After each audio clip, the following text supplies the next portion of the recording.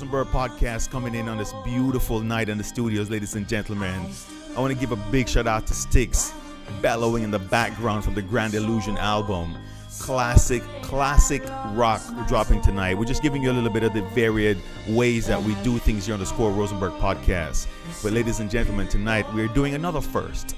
We're breaking, we are pioneering, we're doing something new. And tonight we have our first writer on the show. However, let's stick a pin right there, like we normally say in Jamaica, and let's do this the right way. I want to give a big shout out to everybody that tuned in last week, who are tuning in and checking out this podcast and checking us out on the YouTube channel. I want to give a big shout out to my team holding us down. Big shout out to Manny behind the camera. Thank you so much. Big shout out to E-Dub, my son Nancy, holding us down.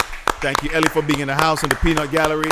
Bong, bong, bong, bong, bong. Great energy tonight on this podcast. As I said, we're doing something fresh tonight, and tonight I am blessed and honored to have my buddy, David Harten Watson, in the house. Thank you so much.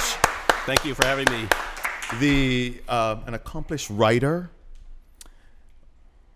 I'm trying to, I want to say, I'm trying to look for the perfect adjective to describe all the things we spoke about off camera, because it was so fascinating, the things that you're interested in. So we went with, you're a writer. You are an IT specialist, which we're going to touch on that a little bit too. You're also a part of the Resistance. So that's Yes. going to be a fun conversation. Yes. You were in the Army and an actor. However, before we jump into all those things, I want to find out, what is it about David that had inspired you to be such a prolific writer? And I want my guests to know who you are and where you're from and where you're going. So first and foremost, let me say this again. Thank you so much for being here. Thank you for having me. So writing, your genre of writing that you do is called? Fantasy, young adult fantasy. Okay. And you have a couple books that are out right now? Yes. Well, I have one young adult fantasy book in my series that's out. Magic Teacher's Son is book one of the Magician's Gold series. We have that here, don't we? Yes, we do. Okay. And this is the first cover. That's the second cover. Okay, so this is the first cover. Yes. Magic Teacher's Son. Yes. Okay, so tell me about this. Okay. It's a story that takes place in a parallel world, similar to Earth in the early 1800s, except gunpowder hasn't been invented in their world, and magic is prevalent in their world. Okay. And the idea that gave birth to creating this came from where? Well, I've always been a reader of fantasy. I grew up reading Tolkien, J.R.R. Tolkien, Lord of the Rings, The Hobbit, Anne McCaffrey, with all the Dragon Riders of Pern. Okay. And, So that was the influence growing up. yes, I read all sorts of fantasy and science fiction too when I was growing up. That Narnia books. So let's go back to the beginning, because I want to hear what the childhood was like for you to, what was that? What was the makeup of the family? Well, just four of us. Okay. My parents, my brother Dale, just a year and a half older than me, and myself. Okay, where are you guys originally from? New Jersey. Oh, straight from New Jersey, always been in New Jersey. No, we didn't always live in New Jersey. I was born in Teaneck, New Jersey, but then we grew up in Buffalo, New York. Okay. And during that time, were you always drawn to the reading and drawn to writing, or when did that light bulb go off? Well, I was always drawn to reading. I just read everything I could get my hands on from when I was a small boy. I just read everything I could get my hands on. I was reading adult books already when I was 10 years old or 9 years old. Do you remember during that time one of your favorite books that you read that you're like, really stuck with you? Well, The Lord of the Rings, of course. So, yes, The Hobbit and The Lord of the Rings were my favorites. And let me ask you, because a lot of our listeners, some people are avid readers, some aren't, and the benefits of being a good reader are phenomenal. Mm-hmm. During that time as you were growing up and getting into the story, what was it about reading that kept you locked in, if you can remember?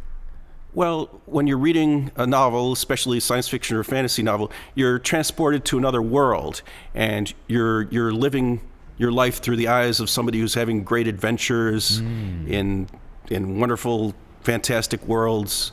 So once you started doing that and going through high school, what was that like? Was doing the math, reading the biology books, doing the history, was that just a breeze also, or it was more passionate for the fiction that you were reading?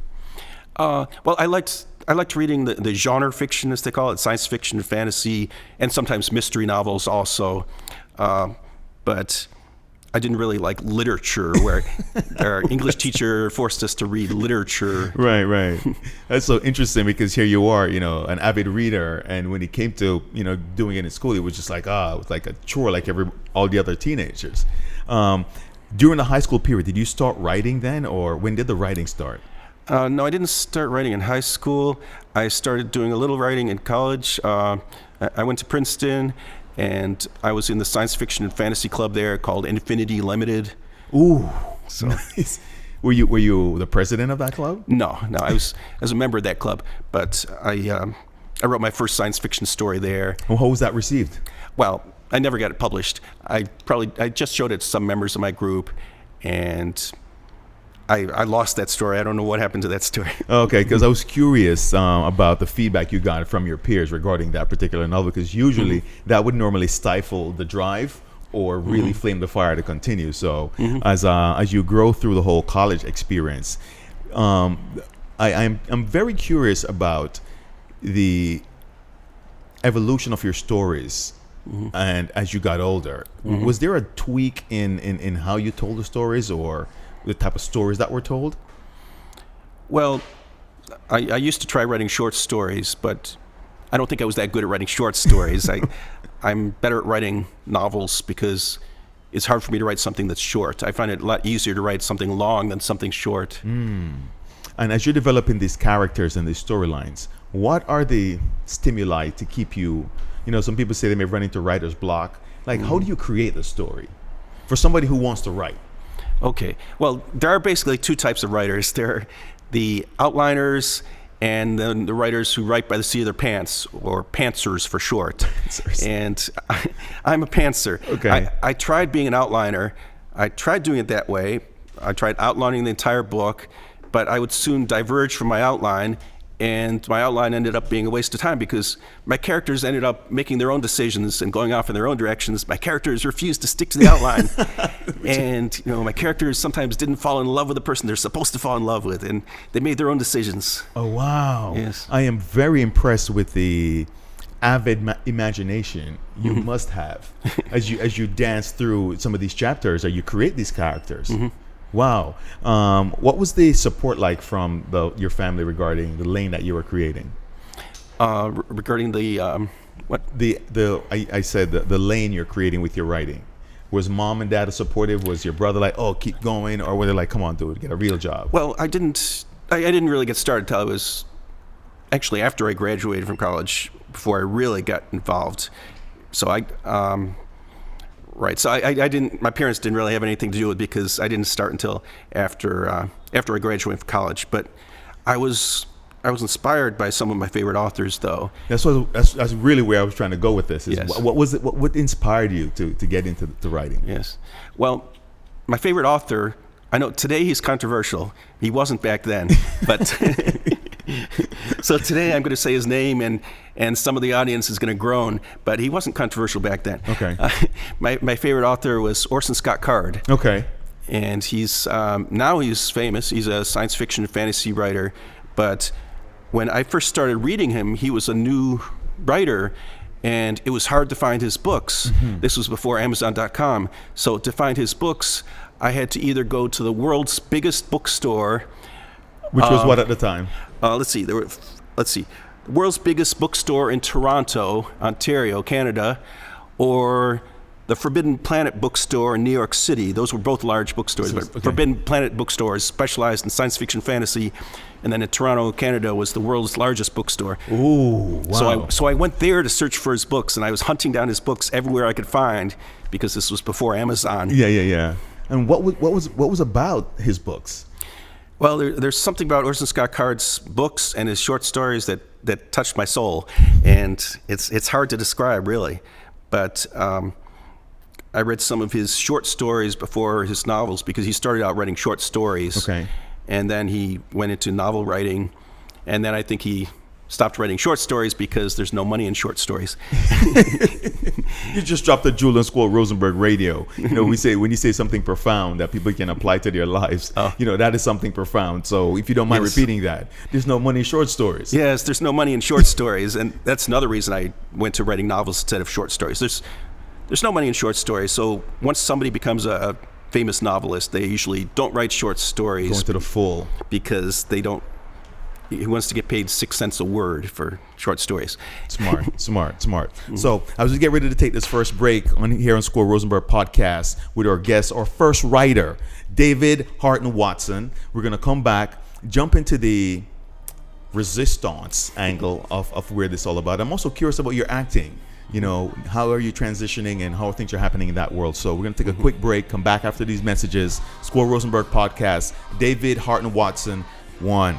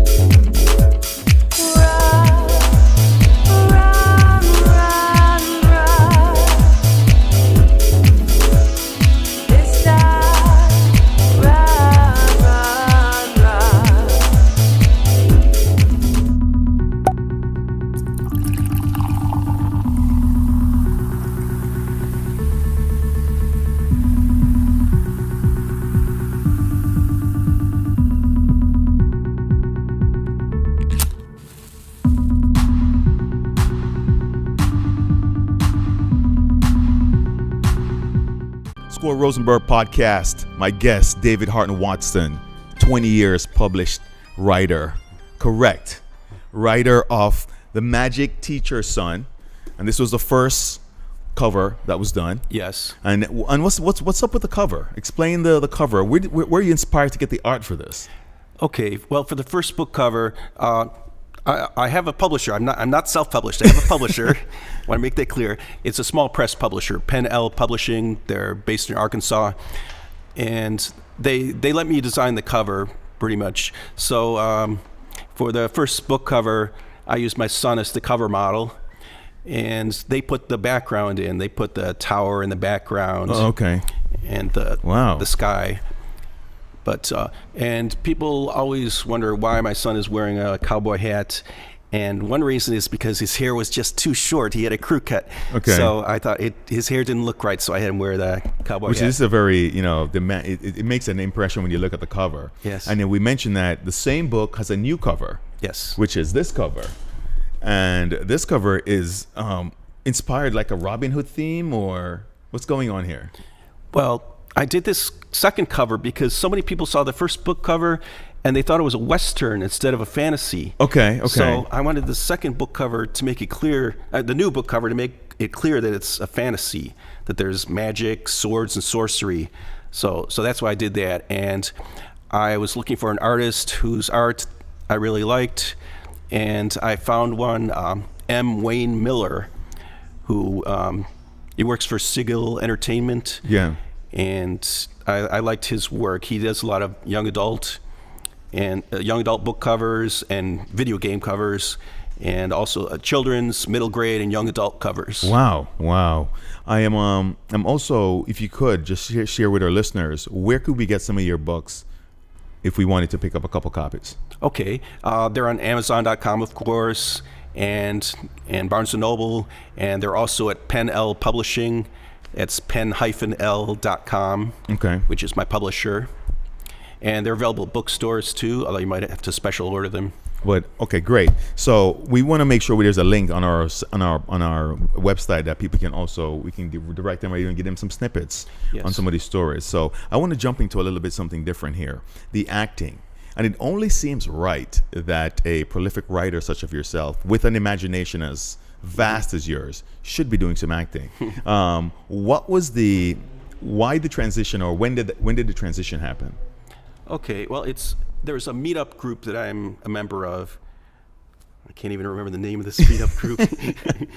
I can look it up later. Yeah. But it's a local meetup group in New Jersey, meetup.com, and one of the women who's in charge, one of the organizers of the meetup, was making a horror movie, and she was looking for actors to be in the horror movie. So I volunteered to be an actor, and they have me playing the role of a police detective. Your first role? Movie. Yes. Okay. How did that go? It went well, but they haven't. The movie's in post-production now, but because it's a low-budget or no-budget movie, right? It's just a part-time endeavor for the filmmaker, so it hasn't come out yet. All right, let's keep our fingers crossed you don't end up on the cutting room floor, and that you will make that movie. And after that taste of acting, what are you feeling? Is this something that you could do going forward, or what was that like? Oh, I enjoyed it. Yes, I like the acting. Getting into character, the whole shebang? Yes, that was fun. Yes. Wow. Any former teaching or any experience before? Well, in high school, I was in one production in high school, and that was fun. Girls that never noticed me before, they noticed me when I was on stage. And wow. Yes. And that worked, huh? Yeah. Wow. Yeah. Usually, I mean, I got to tell you this much: the influence of the female persuasion is always renowned. We had a guest on here who I think a lady told him that one of the girls told him that he could sing, and he started singing just to keep her impressed, and now he's an accomplished singer. So I have definitely heard that. So as we get ready to dance and learn a little bit more about David, your family makeup right now, you have a son? Yes, I have two sons. Okay. Yes. Their names? Daniel, or Danny, and David Aaron. We call him Aaron at home because otherwise it's confusing having two Davids in the house. I got two N's. I keep mixing them up too, Naomi and Nicole. Yeah. Are any of your sons following in your footsteps right now, or? No, they're not. They're not writing. But although my older son, he did. He was recognized by the mayor of Woodbridge for some writing he did when he was in middle school. Oh wow! But that was about it. That's the only thing. Without your influence? No, it was a school writing project. Okay, nice. But and then he was the actor in my video book trailer. Also, he was one of the actors. Oh, did he do? He did okay. Nice, yes. Nice. I'm trying to figure out if it's in the DNA because one of my guests did mention that your kids are here to continue your journey. So yes. Sometimes they kind of complement where you're going. Yes, and of course I have him as the cover model. Oh yeah, very handsome guy. Yeah, very handsome cover. So Magic Teacher's Son by David Harten Watson is available right now, so you guys can go pick that up. We're going to jump into something interesting here because as we were navigating through your journey through life, you mentioned that you were also in the Army. Yes. I want to salute you for your contribution. Thank you. And for protecting us here. What was your role while you were in the Army? I was an armor officer. That's a tanker, in other words. Did you drive that thing? Yes, I did all four positions: driver, gunner. Whoa! Loader, tank commander. This is a G-rated show, my friend. He said y'all did all four positions. I couldn't miss that. I'm sorry. That was good. So, all right, let's just get a little bit macro here. So you're in the tank. There's four positions in the tank. Yes. What are the four positions? Well, tank commander, driver, loader, and gunner. Okay, you played all four. Yes, but since I was an officer, so we were basically being trained to be tank commanders, but you also have to train in the other positions too. True. You can't command if you don't know how to operate all of them. Yes, right. So let me ask you this: as a novice and somebody who's fascinated with guns and big bullets, what is it like loading that thing up, right? Yes. Cracking it back, and you're in this contained space. The recoil, could you please give me a little bit of that? Okay, well, it is a very small space. It's even a lot smaller than they show in the movies because they can't show a scene that small in the movies. the closest movie the movie that came closest to showing it well was the movie Fury. Okay, yeah. With Brad Pitt. Yes, and Fury. yes. So that was a good tank movie. And but it's explain to me how you make things work, especially with the gun and the recoil. And yes, go ahead. Yes, well, the gun is recoiling inside the tank. Yeah, and there are probably 50 different ways your own tank can kill you, and one of the ways is if you're behind the gun when it recoils, it'll kill you. Yes, so I'm pretty sure a couple of people have been taken out by the gun. Correct? Yes, some people. Well, I have known people who have died in their own tank, but not from the gun recoil. But we had our loader hurt his hand once.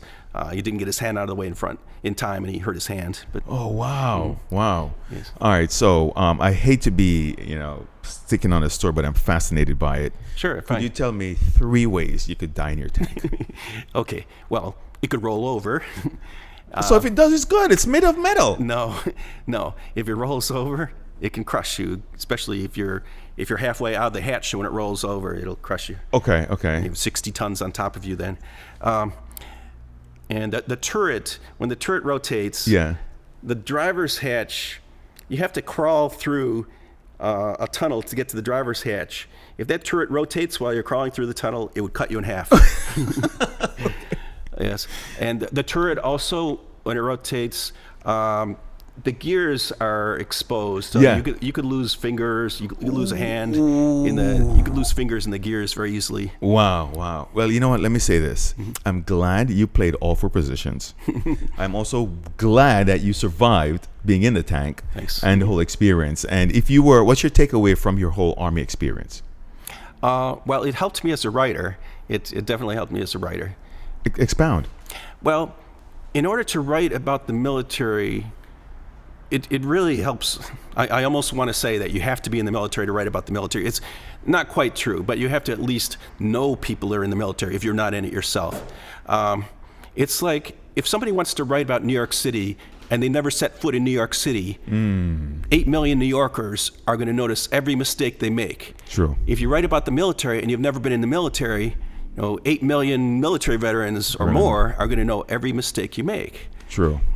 So, and it really helps a lot. And it's not just knowing the weapons; it's knowing the military culture. Yeah, because it is a culture. Yes. It's very, and so you left the military when? Yes. When did you leave? 87. Yes. Okay.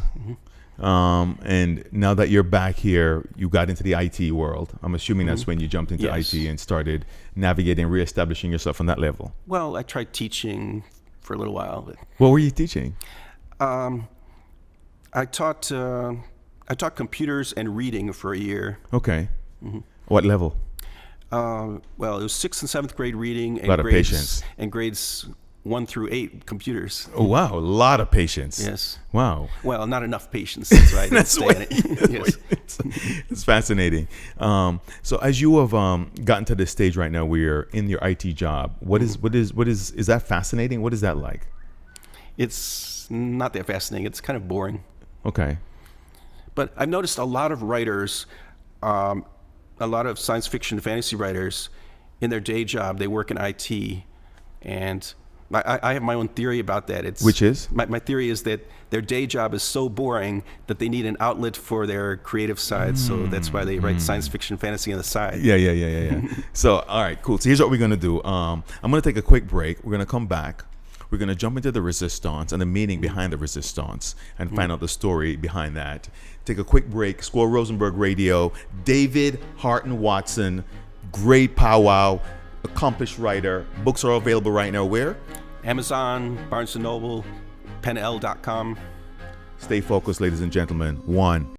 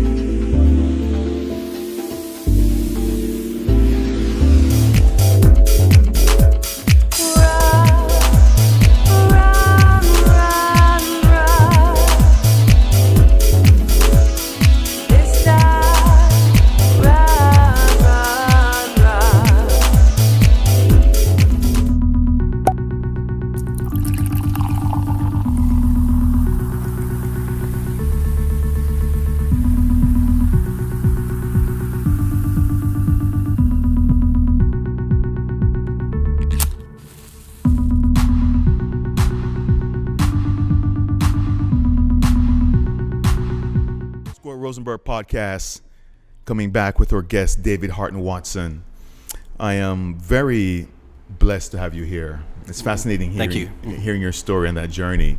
And the reason why I try to be this macro with the details and the things you do and how you did them and the experiences, I want all my viewers and listeners to understand that, listen, your journey could also lead you to be, a writer. And, guest I had, her name was Violet Hayes. She said something that was so profound. She said, a lot of people tend to want to make up a story, or portray it to be somebody else when you could just be yourself. If you're fascinated with these type of stories, get in there and write a good story, and keep people intrigued. So I'm thanking you so much for doing that. As we grow, and I tend to touch on a couple of guests who I know are fascinated or connected with. But I wanted to ask you, in today's political climate, what's going on right now, your thoughts, my friend. Okay, well, we mentioned the resistance or resistance. Yeah. Yes, that's the anti-Trump resistance. The anti-Trump resistance. Yes. Which is a good, 60 or 70% of the country right now? Probably. Which is kind of weird, because if that's the case, how did this guy get into office? Well, he lost the popular vote by 3 million votes. Okay, I thought you were going to say Russia, but go ahead. No, that too. Okay, that too. He lost by 3 million votes, even with the help of Russia. Yeah, so the resistance. Yeah. Yeah. With the resistance. Expound on that. Expound on that? Yeah. And we only have another 20 minutes of podcast to go, but yeah. Okay. I don't really do much with the resistance other than I have a Twitter account at Lord of the Trump, which is a Trump parody account. Okay. I take Trump's tweets and I twist them around to be something from the Dark Lord Sauron from the Lord of the Rings. and I retweet them as the Dark Lord Sauron saying them. Oh, wow. Could you whip one up right now and read it to us real quickly? Or do you have one? I'd like to hear, if you could, find one where you can read me Trump's tweet first. Okay?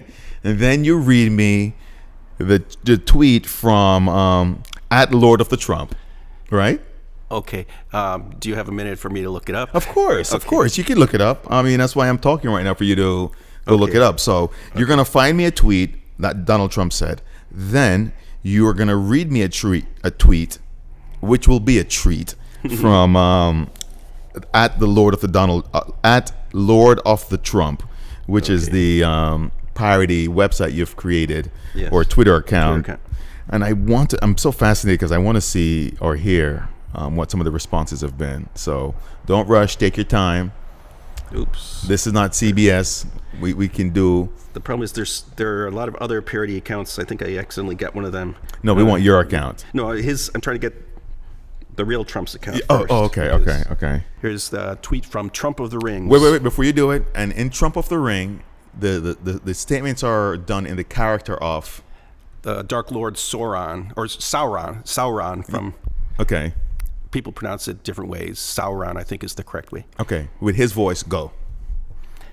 His voice. Nobody knows what his voice sounds like. But, okay. This is from at Lord of the Trump. So great that Smeagol Gollum is coming back to Mordor to lure Frodo into Shelob's trap. Brave Mordor hero. Thank you, Smeagol.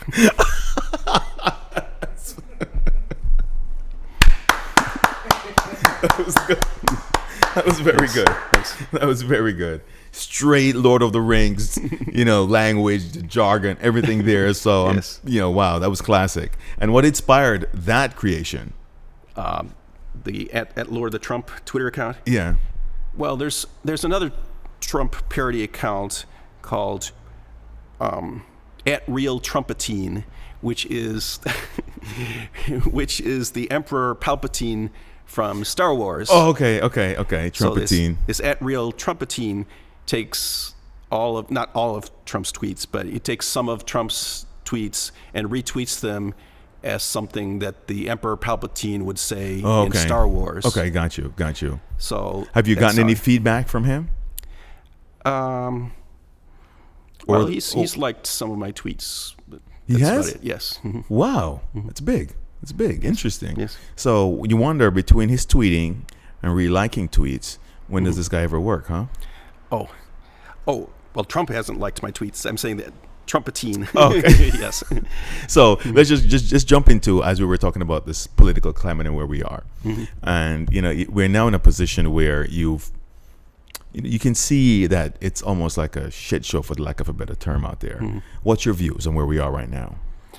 Well, I think we should all be placing bets on when Trump is going to be impeached or resign.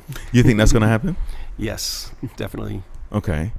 I've spoken to a couple people, and they really think this whole Russia thing, it's a whole bunch of blowing smoke because there's nothing really there. I see that you're moving your eyebrows, so I go. Well, if it's a lot of smoke, when there's smoke, there's fire, but it's like there's smoke over here, smoke over there, smoke over there, smoke over there. It's hard to find anybody in the Trump administration that was not secretly talking to the Russians. True. They were all talking to the Russians, and then they all got Russian amnesia, where they totally forgot the conversation with the Russians until somebody leaked it to the press. And then, oh yeah, I did talk to the Russians. I better amend my SF-86 security clearance form now. And like Jared Kushner, he could not remember the meetings with the Russians when he filled out his security clearance form, SF-86. He couldn't remember the meetings. But then when somebody pointed out the meetings occurred, now he remembers every word that was said at those meetings. He couldn't remember meeting the Russians, but he remembers every word that was said in those meetings.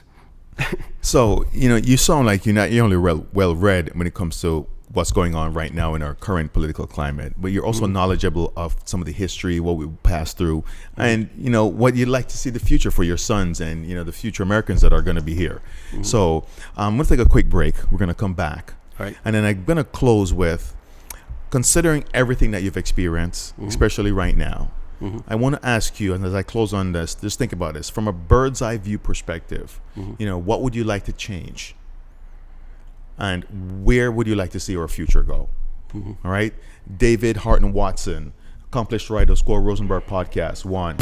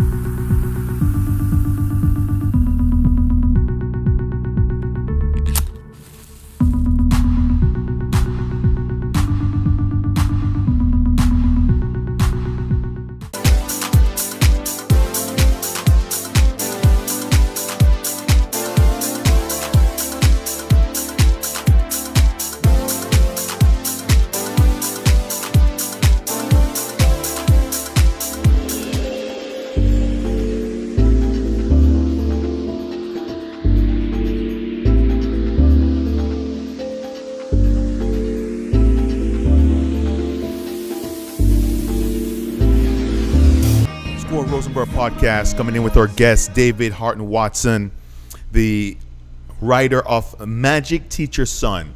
And we just Googled it. It's available everywhere you mentioned, number one. However, you did mention there was another book. Yes, the second book is coming out soon. The second book is called Fortress of Gold. Okay. Book 2 of the Magician's Gold series. Okay.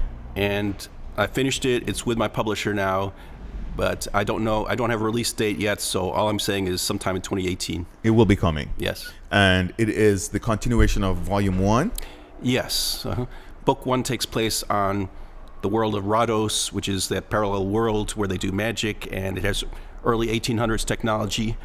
Book 2 takes place on the mythical world called Earth. Okay. Modern day Earth and modern day America, in New Jersey, in fact. Okay, sweet. So, and those are coming up. Well, the Volume 1 is available now also, correct? Yes. And the title of that book again? Magic Teacher's Son. Okay, yes. Bong. And then Volume 2 coming up on that same title is going to be the same genre of Magic Teacher's Son. However, it's going to be in a different world. Yes. The 4 main characters from Magic Teacher's Son are going to come to Earth for the second book. They go through a magic portal to Earth. Oh, wow. So they're on Earth in New Jersey and also Fort Knox, Kentucky in the second book, Fortress of Gold. What's so fascinating is I am very excited because these are going to make great movies. I hope so. Great movies. Thanks. And I see that you're going to be making an impact not only with how you've been attracted and consistently been reading. However, to somebody listening to this podcast can understand that maybe I need to jump into reading more passionately and spark that creative juice flowing and start penning some thoughts. We were not zigzagging, but we segued a little bit from your books, spoke about the politics and where we are in today's climate, and I heard exactly your sentiments on that. If you could make 2 changes in our world, what would those 2 changes be? Well, I think there should be a more equitable society, whereas today the difference in wealth between the rich and the poor in the United States is the biggest wealth gap in the history of this country, I think. Agreed. So where a CEO can make more money in 1 month than an ordinary worker can make in a lifetime.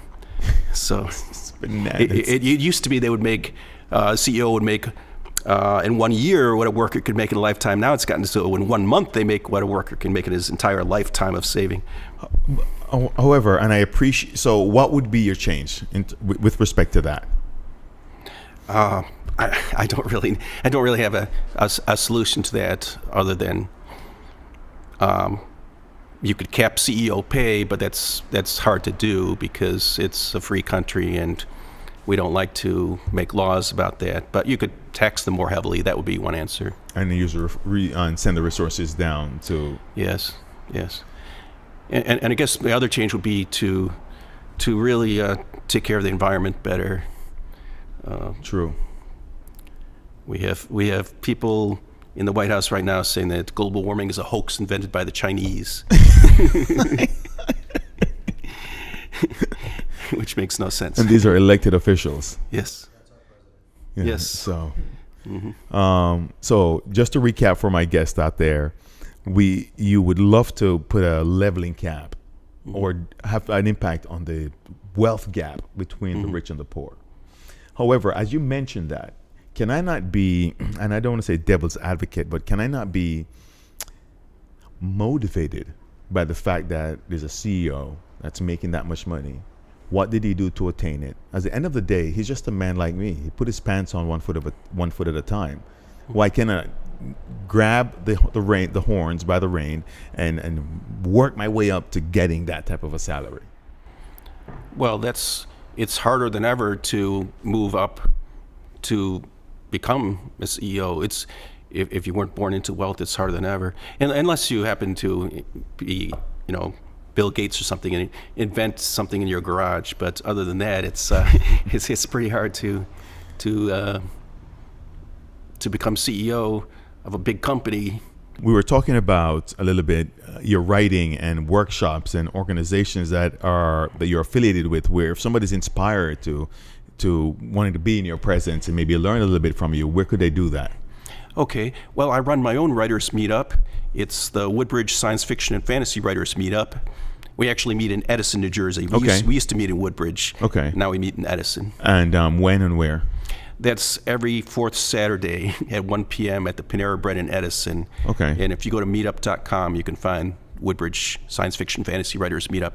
So as we get ready to close here on the Squirrel Rosenberg Podcast, as I said before, David, you have been our first writer on the show, our first fantasy fiction writer, and it is amazing to hear your story and where you're going. And we do know that there will be a movie on Magic Teacher's Son, and it just seems like it will be, let me put this out there. The similar manner in which J.K. Rowling could really make an impact on so many children and so many adults with allowing them to venture out from the mundane life that we live in and escape. Yes. You have that ability. And I salute you for what you're doing.